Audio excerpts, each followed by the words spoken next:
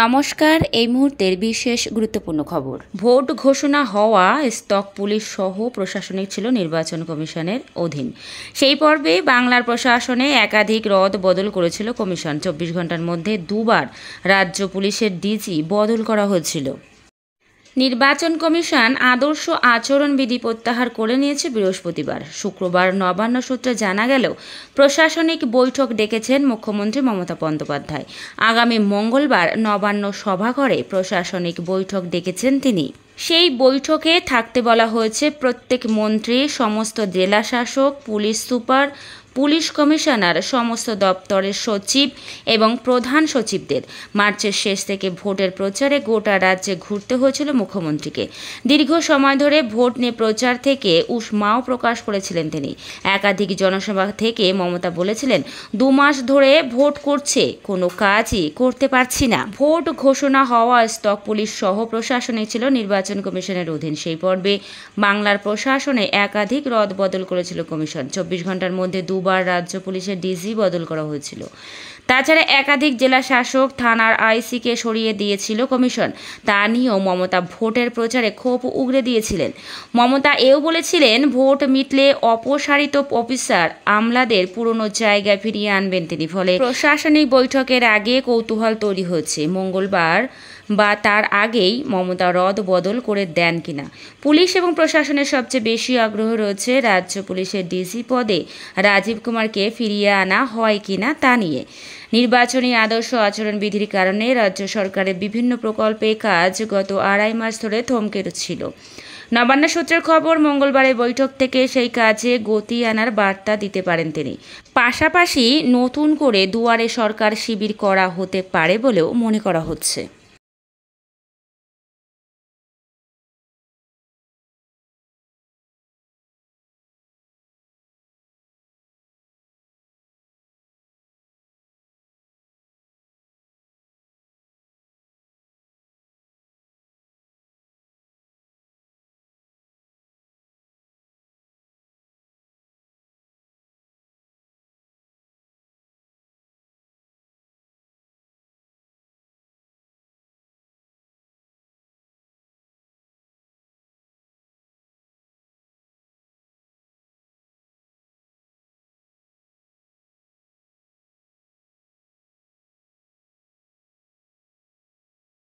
রাজ্যের 2 বিধানসভা আসনে উপনির্বাচন হয়েছে, তার ফলও প্রকাশিত হবে আজ। গত 7ই মে মুর্শিদাবাদ লোকসভার অন্তর্গত ভগবানগোলা বিধানসভায় ভোট গ্রহণ হয়। ওই আসনে তৃণমূল বিধায়ক ইদ্রিস আলী প্রয়াত হওয়ার পর আসনটি ফাঁকা হয়। অন্যদিকে দমদম লোকসভার বরাহনগর বিধানসভার বিধায়ক ছিলেন তৃণমূলের তাপস রায়। সম্প্রতি তিনি বিধায়ক পদ ছেড়ে দিয়ে বিজেপিতে যোগ দেন। এরপরে বরাহনগর আসনটি ফাঁকা হয়ে যায়।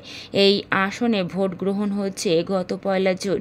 এই 2 আসনে কোন দল জিতবে আজ নজর থাকবে সেদিকে।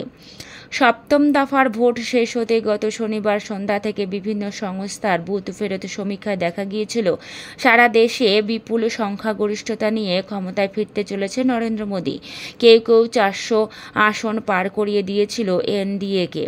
বাংলাতেও অধিকাংশ সমীক্ষা তৃণমূলের থেকে বেশি আসন দিয়েছিল বিজেপিকে।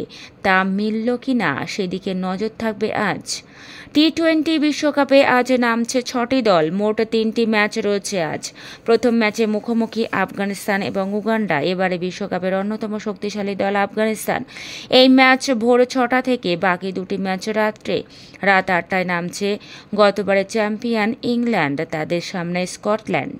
রাত 9টা থেকে রয়েছে নেদারল্যান্ডস বনাম নেপাল ম্যাচ। সব খেলা দেখা যাবে স্টার স্পোর্টস এবং হটস্টারে।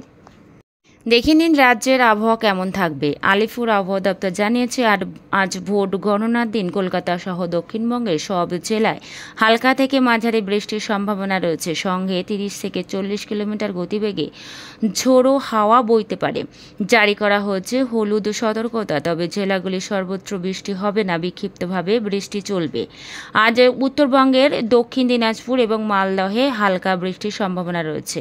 বাকি 6 জেলায় হালকা থেকে মাঝারি বৃষ্টির সম্ভাবনা রয়েছে। সঙ্গে ঘন্টায় 30 থেকে 40 কিলোমিটার গতিতে ঝোড়ো হাওয়া বইতে পারে। আর মধ্য জলপাইগুড়ি, কালিম্পং, আলিপুরদুয়ার, কোচবিহার ভারী বৃষ্টি হওয়ার সম্ভাবনা রয়েছে।